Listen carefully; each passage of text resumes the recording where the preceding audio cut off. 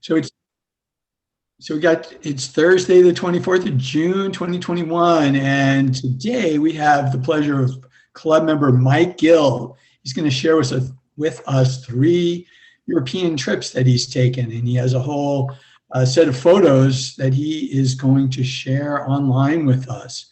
So without further ado, I'm going to put myself on mute and open it up for you, Mike. Go ahead. Okay, I'm going to share my screen now. So I think you need to let me.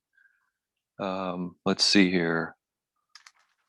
I don't know if you have to give me the go ahead. I think I did already. Okay, tell me if you see this.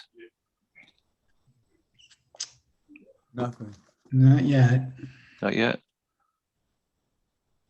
Let's see. I'm going to get out of my. I'll go back to Zoom and maybe I have to accept it. Screen share, yay. Okay, I'm going to go to my presentation. Here we go.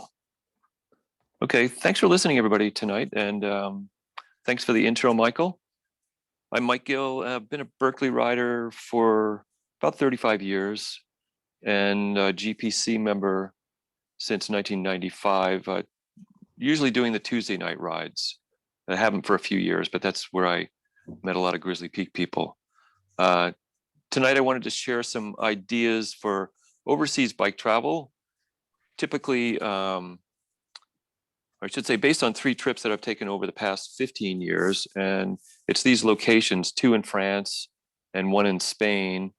I'm sure many of you already travel, so I'm not sure I have tips for you, but thanks for tuning in anyway, and maybe I can impart some information to help you in the future. So there's a lot of different ways to do trips. You can do them with groups. You can do them where you create your own routes or have somebody else create the routes. There's different equipment. There are overnights. You can bring your bike. You can rent a bike, whatever. So there's a lot of different questions to answer before you take off. And each of the 3 trips that I did were a bit different, but I'll admit it up front. None of them involved panniers. I had done that in the past, and so we're kind of moving on to a different point in our life where we're either renting bikes or doing these trips on our own, but they're point-to-point things and not carrying our own equipment. So we have to each decide what's best for us. Hopefully this talk will allow you to check out all these questions and decide the various options. So let's go. The first trip we took was back in May 2005 in the French Alps. It was May. The season hadn't started yet. We did a lot of planning. This was me in a hotel room in France, the south of France, sitting there with the Guide Michelin, the big maps, and then the Lonely Planet Cycling in France book. That was very helpful. So, I mean, there were online resources back then, but we pretty much relied on these books and the map to get us around. We rented a car in Paris and we had our own bikes, which was a bit of a hassle to bring over there. But this was before they charged you $150, $200 to bring your bike. It was international travel, the bikes were free. And we planned our own routes, which included the tour routes. The climbs were what was of interest to us. And they were day rides from a couple of different towns and cities. Briançon, which is down by the Italian border, and Bourg d'Oisson, which is at the base of Alpe d'Huez. You may have heard those from the tour. And typically you can find a lot of different climbs available from any single location down in these tour towns, in these alpine towns. So the first day we were there, we wanted to climb Alpe d'Huez. You start with the big ones, right? And who's there but a whole Dutch cycling club. And they, even though it's off season, it was still a pretty popular place to go visit for cyclists. But these guys set up a starting line at the bottom of the climb, and everybody took off at the same time. And so we were there and said, "Hey, let's just join in." And of course, they dropped us as quick as you can imagine. But we enjoyed the climb up. It's the climb with 21 different switchbacks on that climb. and the views are just absolutely amazing. And this was, mid-May, and so probably 60 to 70 degrees, quite nice. And there was no snow at this level where we were. And then we got to the top, and the Dutch guys had set up a finish line, and so they said, "Allez, allez, come on!" And they took our picture at the top, and we thought, okay, well. And then they're sitting around, all calling their friends to say what they had just done back home, and we said, "Who can we call?" And then we realized that it's probably 3 a.m. back at home. We better not do that. So, but we did this climb and started things off with a bang, and then. We also went up the Cormet de Roselon, which is a beautiful climb out of a town, Beaufort, not too far from Bourg d'Oisson. And there was still plenty of snow on the road up there. And there's a reservoir at the top. And we got to the top and just turned around and went back down. But here we are at the top. You can continue on and go to another town, Bourg Saint-Maurice. But we started back in Albertville. This was a climb that was in the recent Dauphiné, and I think it's going to be in the Tour this year as well. So the Dauphiné being the race that is sort of a tune-up for the Tour de France. So again, it's May, but there's still quite a bit of snow up there. You get mostly good weather, but there's also the chance that the roads are closed. So this was a Col de Galibier, and it goes a little higher. I think it's one of the highest points in the Tour at over 8,000 feet. But it was open for a couple of K, and then they don't shovel it. At a certain point, you're just on your own. So they wait for it to melt. So where did we go next? We went up the Col de Croix de Fer. This is also out of the same town, Bourg d'Oisson. And we rode up this climb probably 25K or so. And we just went to the top and turned around and came back down as well, back to town. And then the last day, my wife had enough. It was just my wife and I. But I went up Col d'Izoard, which is out of Briançon. And it's a good thing she was following me driving, because it started to snow at the top. It was a perfect day to just hop in the car and go back down. Descending in the cold, wet is not fun, not for me. And we finished off that trip with a day or two of riding in Burgundy, down in the flatlands, around the canals and the vineyards, before we went back to Paris. So that's the end of that trip. And basically the points to share with you are that we took a car from Paris with our own bikes, in the back, and found little inns along the way. No planning there. It was just off season, so it wasn't a problem. And it was just a simple 1 week thing down and back. And the other point to make, okay, we brought our bikes, because there was no cost for shipping. But then if you have a follow on to your bike trip, part of your trip, you've got to worry about those bikes. So that's a concern, just something to consider. Our second trip was back in 2012 in September to the Pyrenees, the French side. The Pyrenees are the border between France and Spain. And if you follow the tour, you might remember this particular scene where Lance Armstrong hooked his handlebars on the musette bag of a fan and went down. And this was a pretty dramatic moment in the climb up to Les Ardidans. That's the name of the climb, back in the 2003 tour. And he went down and brought down Iban Mayo, who's the fella in orange. And Jan Urup is on the right, on the top there, and he just barely missed crashing. So just a memorable time of racing in that part of the world. And we stayed with friends down here. So it's just kind of a not so bright map, but on the bottom left, there's a town, Luz Saint-Sever. And if you go from that town, you can climb a number of places within the region. We had a car again, so we might drive 20 miles and find another couple of climbs, but it was all very close to the same area. And it's really a cycling centric part of the world. The tour goes through here, I'd say at least every other year through this town to catch various climbs. And there's a lot of tour memorabilia throughout town, so it's a pretty cool place to go if you're cycling crazy. We rented bikes here. This is our gang, at least half of us. I think there were about 10 of us, and some of the folks rented this inn, or it's like an Airbnb, and they stayed there, and my wife and I stayed just down the street a little bit. But so that was an easier way. We rented these bikes. They delivered the bikes. They picked up the bikes, all within the same cost. And because we had other plans for the rest of the trip, it was a pretty simplistic way to do things. And I think I remember the cost. And again, this is 9 years ago, maybe $60 a day for the bikes, something like that. But if you consider the amount of days you're going to ride, say a week, and the cost of shipping your bike and the hassle with your own, if you're not going to stay for longer than that, it's probably a good trade-off to rent the bikes. This is the start of the Col de Tourmalet, which could be closed. It's September, so the weather does kind of get bad at times. We had 6 days of riding, all from that same town, no guides. We set up our own courses, and sometimes you have to share the road with the animals. That's a common theme on some European cycling trips. The animals are sort of free range in many, many places. So it's something you have to be aware of. The passes are just gorgeous. This is also the Tourmalet. Tourmalet in I think the translation was bad detour. It was an original route that was unpaved and started in the Tour pretty early. I don't know the exact year, but it was unpaved. And so it was a heck of a climb for these folks back in those days.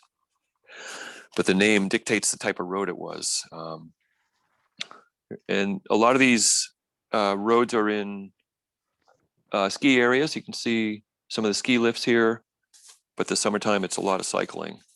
And, they may look difficult and long, but we're pretty lucky if you ride in the Berkeley area. It's going to help you quite a bit with climbing up Diablo or Mount Tam or Mount Hamilton. It'll give you, Berkeley Hills are a great training place for these roads.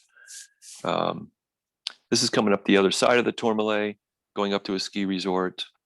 And this is at the top of the Tourmalet. It's a memorial to cyclists, right at the very top of the climb. It just peaks and then it drops down the other side, depending on which way you're going. It's the same little peak. We shared a lot of food, and that was the order of the day was sort of like a Grizzly Peak century, right? Eat to ride and ride to eat. This is Les Ardiden. This is the climb where Armstrong hooked his handlebars on that fan's musette bag. The roads are really quite nice, and maybe, I think on order, maybe 6 to 8%. Not terrible, but they're not easy. But they're a little steeper here than in the Alps. And this is the top. This road is going to be in the Tour this year, Les Ardiden. So this is a picture you'll probably see again. And because they are ski areas, they have these help wanted signs, or do you need help? That's what that means. Do you need help? But I think a lot of cyclists might need help too coming up these things. A couple of our buddies at the top, and there were 8 of us that made the climb that day. And there's a lot of cycling history in this area too. This was the town in the middle sign, Saint-Marie-de-Campin, was a town. I'm sure you've all heard the folklore mentioned by Phil Liggett and Paul Sherwin, who he has passed away. But it's where the French cyclist Eugene Christophe broke his fork back in the 1913 Tour, and he had mechanical problems, and he was looking for a blacksmith. Lost a couple of hours there, and then he also got penalized because he had some 7-year-old kid helped him work the bellows at this blacksmith when he was trying to fix his fork. So he lost more time. But all these towns have some history behind them. And like California, or maybe even better than California, they have signs that say share the route. In fact, over there, they get 1.5 meters. That's about 4.5 feet. So it's better than our 3-foot rule. But it's nice to see those. And people do respect you over there for the most part. I think I'd say it's better than home in that respect. More animals. This is the top of the Hautacam climb, which is down valley a little bit from Luz Saint-Sever. And this is the climb where, if you know some tour history, Bjarne Riis won the tour back in 1996 here. He won this stage, and the folklore is that he did this whole climb in his big ring. So this was 96, so you got to take that with a grain of salt. I'm not sure what kind of drugs people were passing around those days, but something was working for him that day. This is going up another climb. My wife took this picture of me with the cow in the middle of the road going up towards the border of Spain. It's a climb called the Cirque de Trémousse, and Cirque is just like a circular geologic formation, and this is the road that leads up to that area. More switchbacks, 10-12%, these things at the very end of the climb. And this is the border of Spain, and there's not much there except a parking lot and a trailhead. There's no other buildings or anything. And when we got to the top, we heard some folks speaking English, and we asked them to take our pictures, and turns out they used to live in Berkeley. So small world. And there were only maybe a half a dozen people up there, but we hit the Berkeley people. And so the message from that second trip was that we used rental bikes, which helped to simplify the trip a little bit. We stayed with a group, and so we shared, information about the courses we wanted to ride, and we also, again, we had a car. What we did there was we flew into Toulouse and drove a couple of hours south with some of the folks, and then just went to the inns, and the bikes were delivered. So that made it a step easier again. The third trip was this trip to Spain a couple of years ago. In northern Spain, they call it green Spain because of a lot of rain. Not something that we always expect in Spain. It's much cooler there, but fairly pleasant for cycling. This was a point-to-point ride with a guided tour. So it was just an eat to ride, ride to eat tour for sure. We went there into Bilbao, and they picked us up at the airport. They rented the bikes for us, or they had the bikes for us. This is my wife and another friend in behind on day one.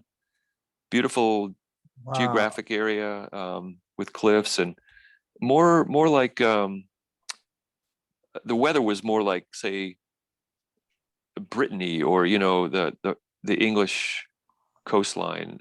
It was just very green and not that warm. This was June, and we were still wearing arm warmers and knee warmers, and we got rained on a few times. Nothing terribly cold, but could have been in the mid 50s, even the middle of the day. But it's got a lot of Atlantic Ocean influence. That's why.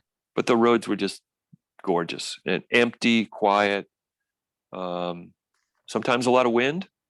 This is the one big wind farm that they had going there.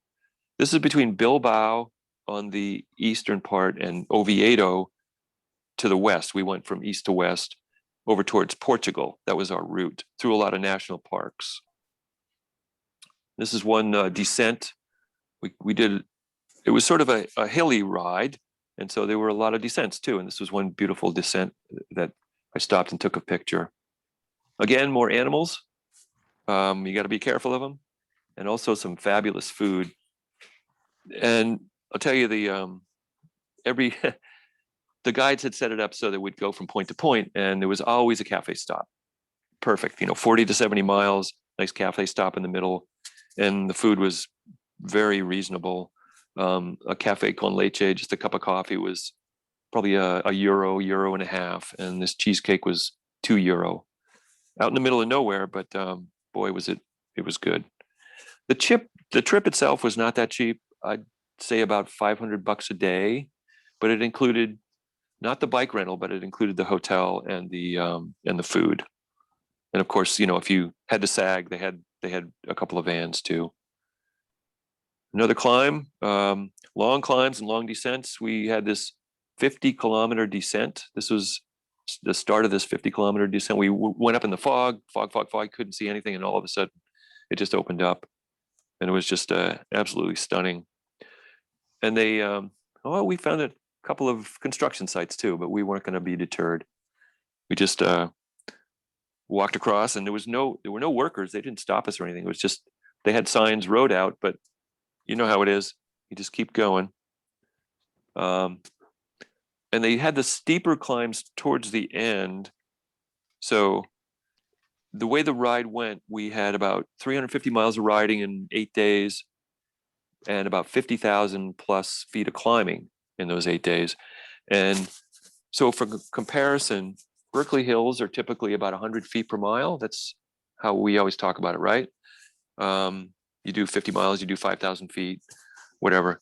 This Spanish trip was about 150 feet per mile. So 50% more climbing.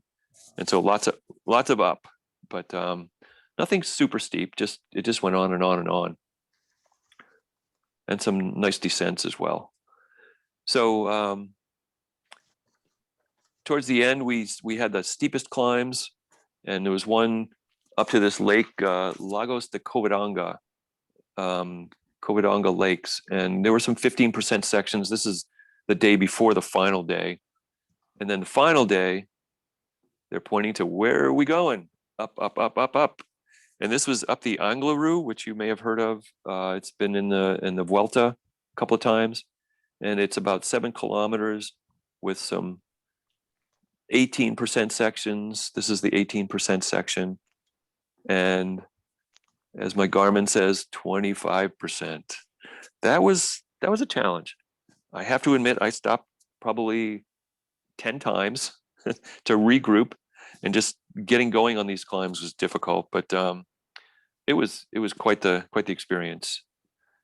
This is last year's Vuelta. Hugh Carthy from Britain won the stage up the Angleroo, and this says 12%, but this is some of the easier stuff. And then this is me at the end of the Angleroo. They have this memorial up there for cycling who won the stage in different years in the Vuelta. And so HC stands for either hardcore or haute catégorie, which in French means above category. That's how their trips are labeled as difficult trips, but they're there to help you. So it's not like they're trying to burn you out or anything. You burn yourself out. This is our group. We had mostly people from the Bay Area and then a few people from Chico, 11 of us. And that's one of the vans that followed us. We had 2 vans. And these are our guides. They're Latvian guys. It's a Latvian company. And I'm not sure how we found them, but they just design your trip for you. Whatever you want to do, they will do it for you and find the hotels and everything as well. So I do want to say that European travel is a lot of fun, and it's great to go over there, but we have to remember that we are really lucky to be able to live and ride here in the Bay Area. This is out at the Berkeley Marina, looking at the bridge. You can't quite see the bridge, but it's some nice riding there. So in summary, it's superb riding over there. The infrastructure is nice. People respect riders. The drivers respect riders. Sometimes the room rates can be cheaper than the US.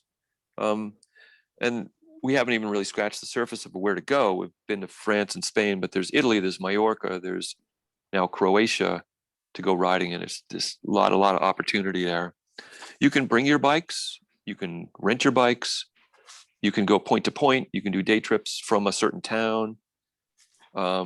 Certainly you can bring panniers. We're beyond that point, but often that's an option. And you can obviously hire a guided tour too, and that's a pricier, but at a certain point you want to be able to just ride your bike. And of course you can go with a group of friends, which makes it a little bit difficult sometimes with decision by committee, or you can just go as a couple or solo. The euro has made things a lot easier to get around. The monetary exchange is once for Europe anyway, and the EU makes it easier to cross borders, but you can still soak up all the different culture. I will say that the language knowledge is a big advantage. If you have someone in your group who speaks the local language, that can help an awful lot. So I think that's about it. We do have time for questions, but thanks for listening. Hey, Mike, this was great. This is really good. Let me open it up. Folks, questions for Mike? I have one. Sure. This is Go ahead. Rahman. Can you get, when you rent the bike, can you get large gears for the rear? like a 38 or 40.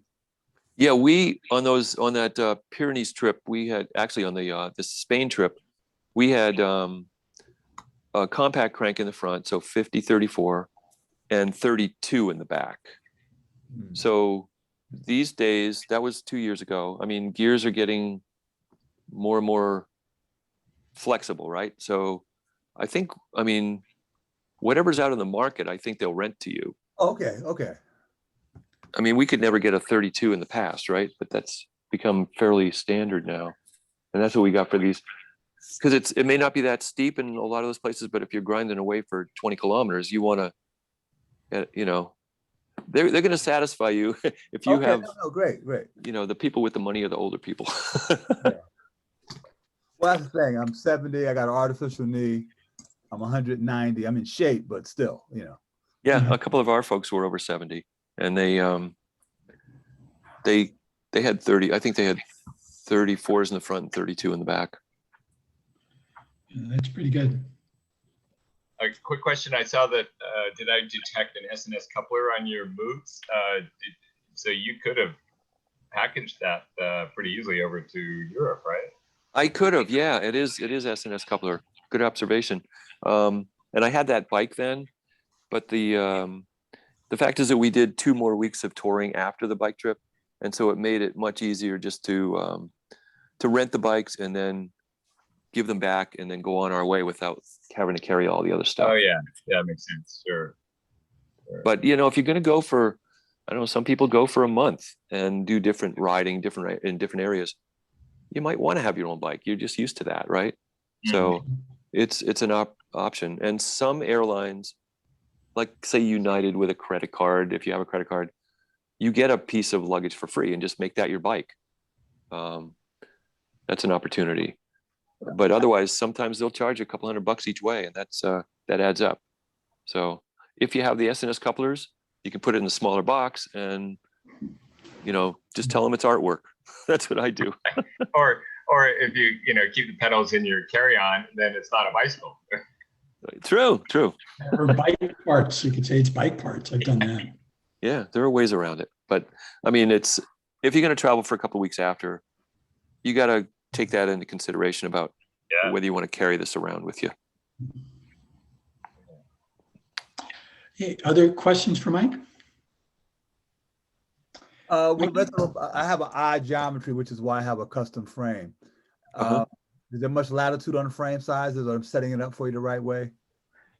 You know, I think it's since they started charging for bike transport, there are a lot of cottage industry folks popping up renting bikes. And I'd say probably, yeah. I mean, there's just more people renting bikes, so they have to meet the needs of the market, right?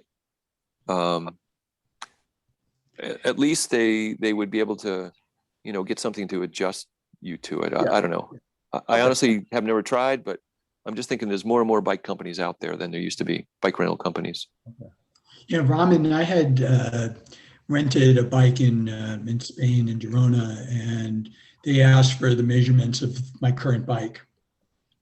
And so they gave me this little form, and I just put in, you know, how many inches or millimeters or centimeters things were. And you know, I rented the bike, and it came set up, and just a little minor tweak here and there, you know, right? And I was off riding. Now, another quick question, Mike Gill, the tour company. So the difference, you made a clarification between like full service versus these Latvian guys who set up the tour for you, but they were also SAG and did all. What's the difference between, you know, full service and what you had? The last trip we did was, I think, the most full service, because we said we want to go to northern Spain, find the routes for us, and they did that. And there were 4 of them. 2 guys rode and 2 guys drove the vans, and so they were there for the fastest people to, you know, how it is on a century. You want to feed the first people that arrive and the last people who arrive, and so they were covering the whole range. Other companies, I think they do the same thing, but they may have a preset course. I mean, these guys would let you pick the area and they'll design the course for you, or let you design the course, but be there for you. So yeah. I don't know what Trek Travel does, but I get the feeling that they have a design course and you say, I want to go ride in the Alps, and you show up and you ride their courses. You don't necessarily pick the courses. Right. Same with Thompson Tours and a few others that they're standard routes, and they experiment with them and tweak them. But I mean, to be able to say, I want to make sure I get to the Angleroo and in this general region, and they put together, I mean, that's pretty great. Yeah. And so I think, and there's a broad range of prices too. I had never done this totally guided thing before, so I was a little bit taken aback with the cost, but because I always try to do things on the cheap. But in the end, they had great hotels, they had unlimited food, breakfast and dinner anyway. The food on the road was just those cafes, which wasn't a lot, but stuff in the van if you wanted. You could feed your face, no problem. And the hotels were really nice. So I was satisfied, very satisfied. So we're going to try to do one again. There's the bay. We had one planned for last year because this Spanish trip was 2 years ago. We were going to do another one in 2020. You know what happened then. And so we planned it for 2021.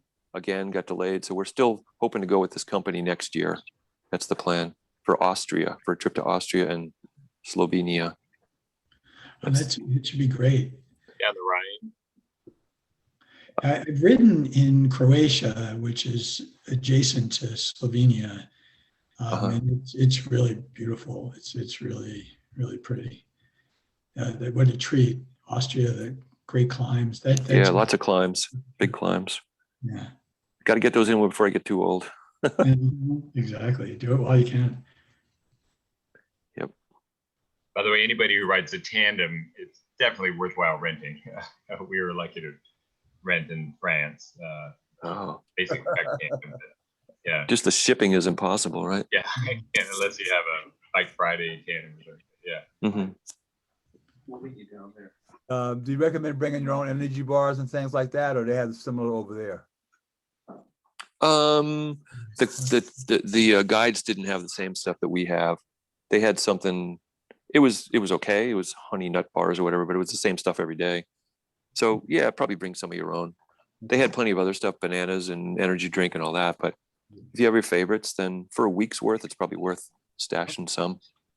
Yeah, I agree, Raman. I was in southern France and I was there for 3 weeks, and I was doing daily rides and some rides, etc. But I ran out of my Cliff Bars, and I was going to all these. I went to like gyms and all these sports stores, and they just didn't. I brought here's a Cliff Bar. Do you have something like this? And it was really hard to come by. I didn't go hungry, but that's great advice, Mike. That I had a similar experience. Yeah. The next trip you do, is it going to just be you and your friends, or are you going to open up to anybody who wants to go?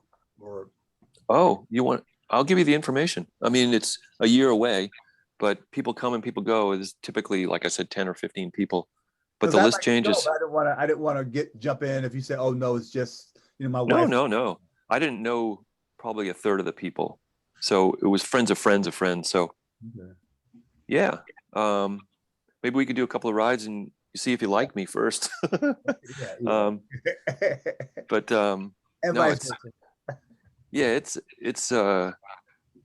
it's open to people. I mean, they want to fill the ranks, and we want to have more friends. So why not?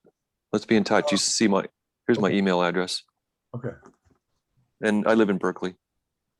Yeah, I'm in Oakland. Cool. Okay.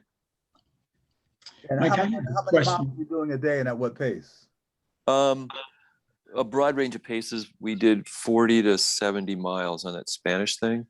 The other ones were probably a little shorter, maybe anywhere from 20 to 50 miles. And we just regroup a lot, and sometimes people would go out on their own and do something if it's from a town. And just try to make it social. There's a couple of people might go off the front, but most of the time it's when you're doing these things, you just want to enjoy the place with your friends. You don't want to get there first. You know, it wasn't that kind of a ride at all. So, I mean, I'm okay, but my pace. I was sick last year, but my pace is picking up. So I just want to, be able to do like 15, be able to do 18. Well, like I say in the Berkeley Hills, I'm 65, and if I do a 14-mile-an-hour ride, that's pretty good for me these days. If I just go to Point Richmond and back, it's 15, 16 miles an hour. But in the hills, which is what these things are, it's going to go down to 13, 14 for sure. So, and I'm mid-level for this group. There are people faster and there are people slower. Okay. So the Tuesday night ride is too fast for me these days. Last guy every day, everybody's waiting for me, and I'm ruining the parade, so to speak. Oh no. Don't have to worry about that. Okay. All right. Well, any other questions for Mike? Mike, you've been really generous. We had planned to finish up at 7:30, so I appreciate your staying a little long here. Sure. Feel free to email me too. See the address there. And this is recorded, right? So Yep. we can share it with people after as well. Yep. Thank you very much. You're welcome. Yeah, this is great. Well, I'm going to end the recording.